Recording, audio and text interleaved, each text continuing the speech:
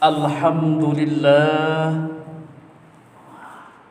Alhamdulillahilladzi farada ala kulli muslimin wa muslimatis siyama fi syahri Ramadan.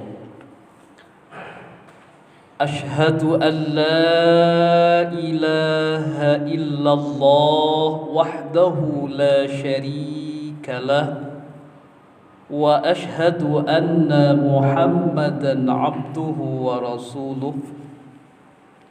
Allahumma salli ala sayyidina Muhammadin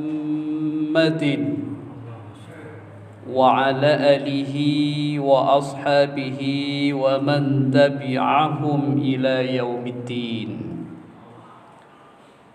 Amma ba'du, faya ibadallah, usikum wa nafsi bitaqwallah. Ittaqullah wa dharul fawahisha ma zahara wa ma batan.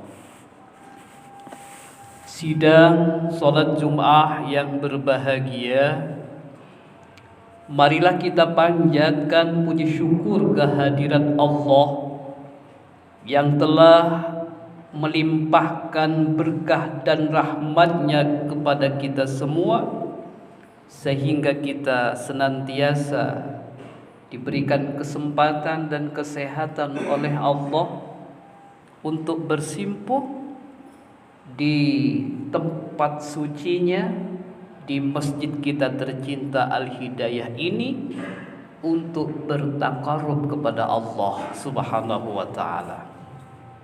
Tidak semua orang diberikan kesempatan seperti ini.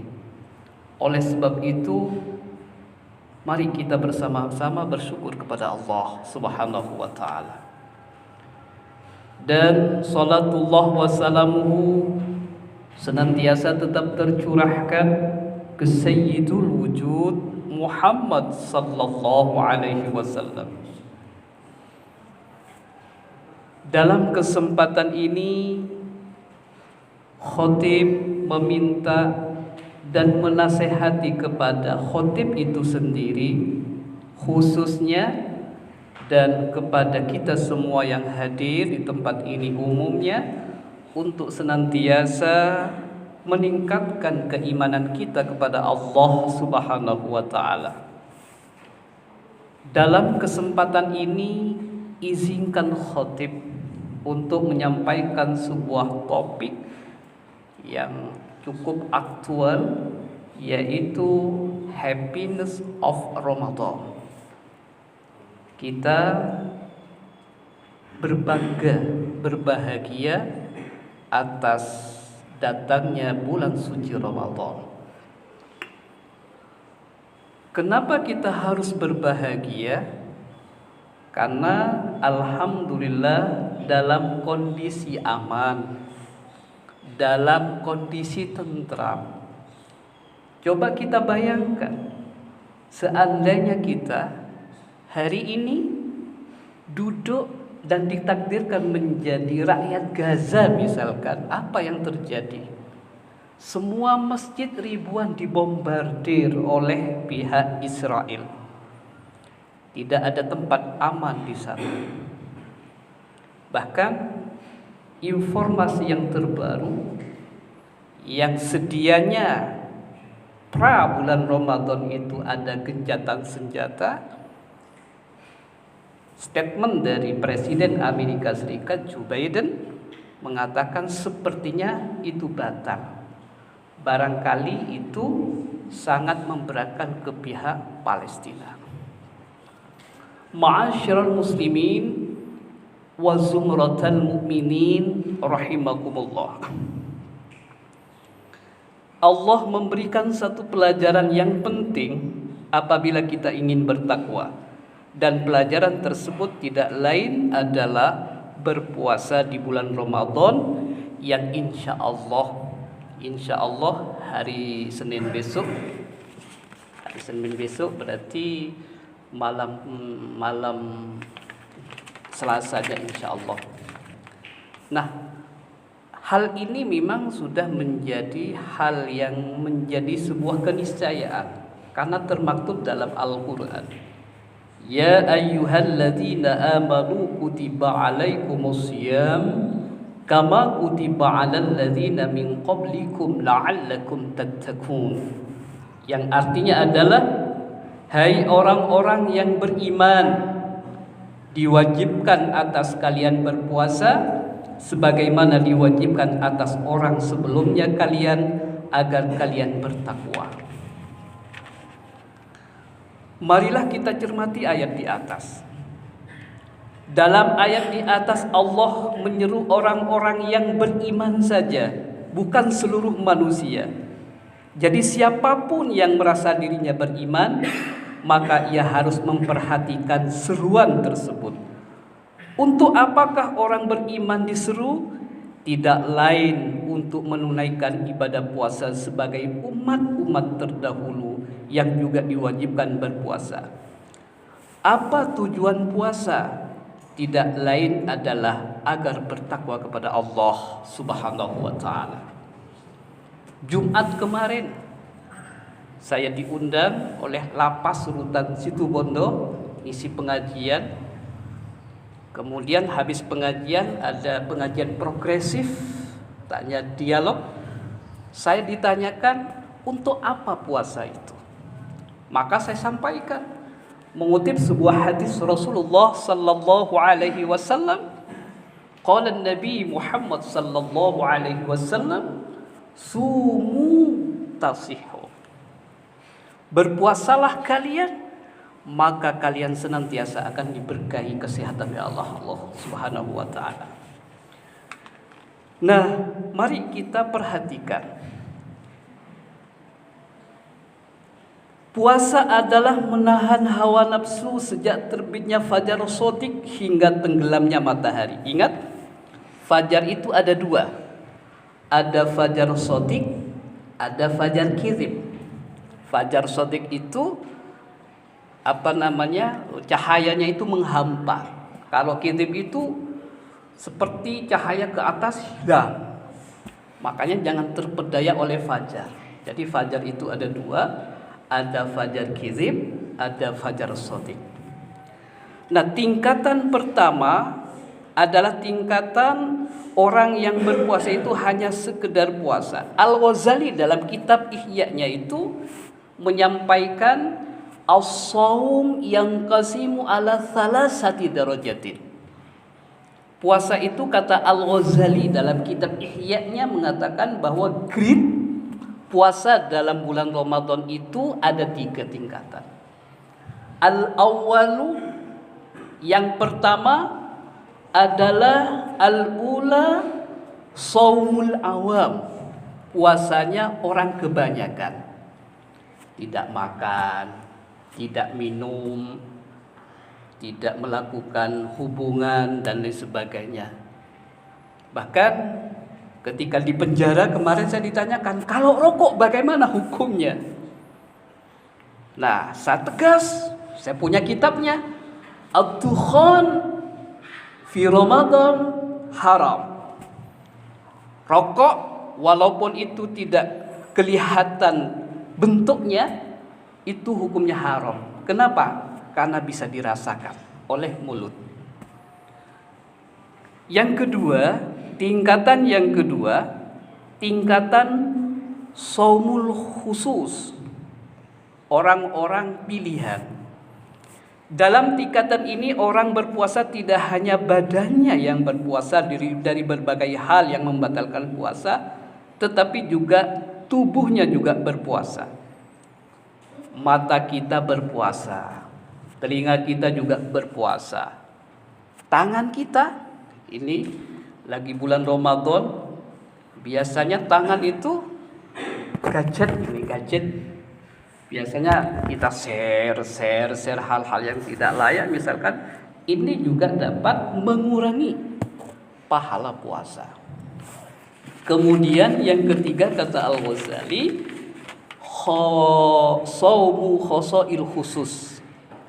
Nah, ini adalah tingkatan orang yang excellent, orang yang istimewa. Nah, apa itu tingkatan yang ketiga? Tingkatan orang yang paling khusus, Inilah puasa para nabi, saumul anbiya wal mursalin was-siddiqin wasyuhada'i was-sholihin.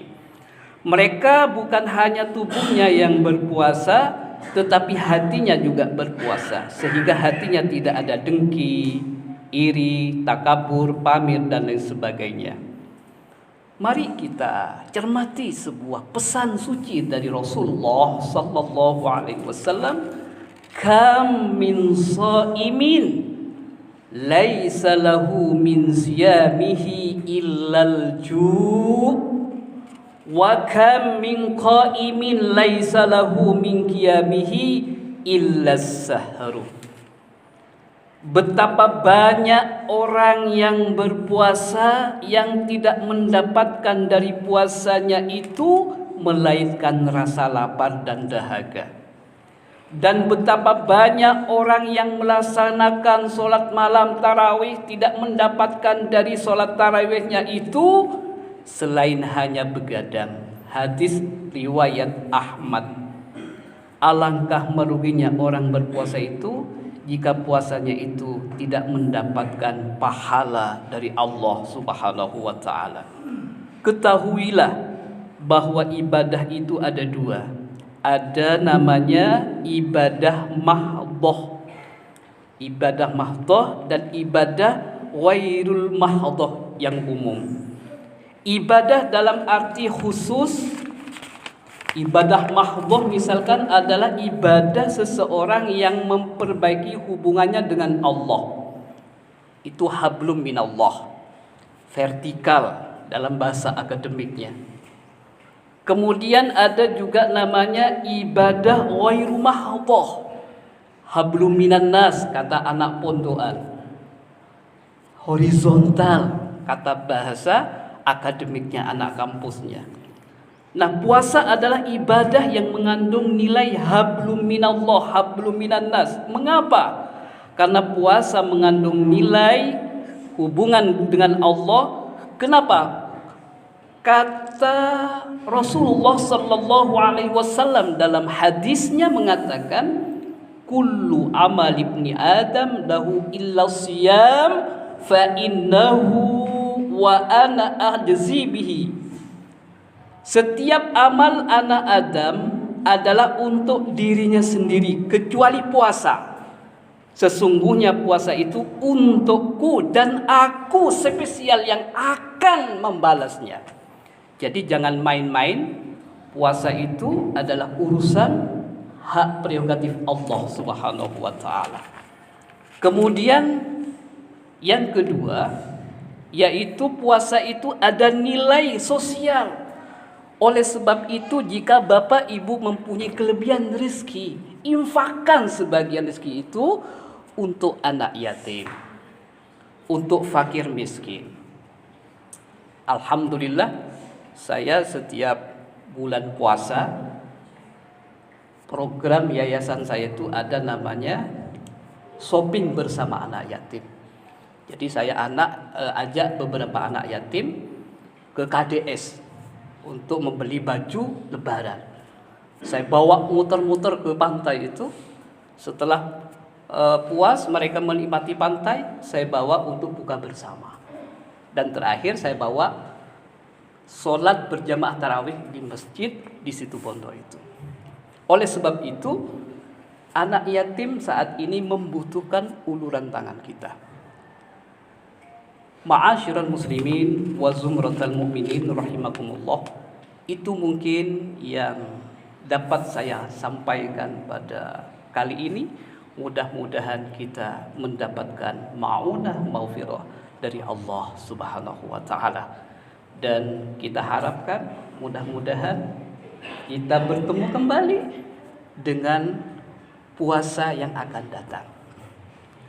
Tidak menyangka saudara kita Pak Saleh di sebelah kuburan ini, orangnya sebelum meninggal itu masih nyapa, bahkan masih konjengan, tapi malamnya sudah dipanggil oleh Allah Subhanahu wa ta'ala.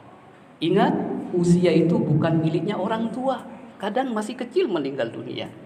Ingat, usia itu bukan miliknya orang sakit, Ada teman saya sakit-sakitan sudah divonis mati oleh dokter, ternyata sekarang masih jualan ayam, sehat. Bahkan ada teman saya yang atletis, tidak pernah sakit, kayak binaragawan tubuhnya, tapi begitu sakit langsung meninggal dunia.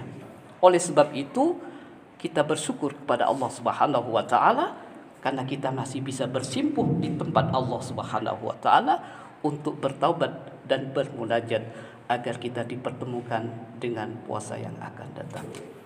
Barakallahu li wa lakum fil Qur'anil azim wa nafa'ana wa iyyakum bima fihi wa dzikril hakim wa taqabbala minna innahu huwat tawwabur rahim.